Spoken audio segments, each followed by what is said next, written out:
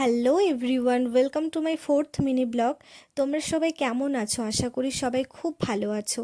আর আমার এই ছোট ছোট মিনি ব্লগগুলো তোমাদের কেমন লাগছে অবশ্যই কমেন্টে জানাতে ভুলো না। তো আজকে খুব একটা স্পেশাল ডে, কারণ আজকে হচ্ছে জামাই ষষ্ঠী। তো আমি আমার শ্বশুরবাড়িতেই আছি। তো আমি সকালবেলায় জামাই ষষ্ঠীর দিন কি কি করলাম তো সেটাই তোমাদের সাথে শেয়ার করব।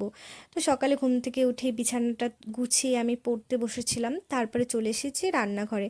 কিছু কাটাকুটি করে নিলাম। তো মা সব রান্না করবে, আমি শুধু ভাতটা বসিয়েছিলাম আর ডালটা করেছিলাম। ফ্রেশ হওয়ার পরে সোজা চলে এসেছি ঘরে। আজকে একটু শাড়ি পরেছি, কারণ জামাই ষষ্ঠী বলে কথা, একটু তো সাজগোজ করতেই হবে। তো ঘরে আসার পরে নিজে স্কিন কেয়ারটা করে নিলাম। এরপরে আমি পুজো দিতে যাব। আর মা যেহেতু আজকে রান্না করবে তাই আমাকে পুজোটা দিতে হবে। আমার যদি এই ছোট্ট মিনি ব্লগটা ভালো লেগে থাকে অবশ্যই লাইক কমেন্ট শেয়ার করে দিও। আর সবাইকে আমার তরফ থেকে অনেক অনেক অনেক ভালোবাসা।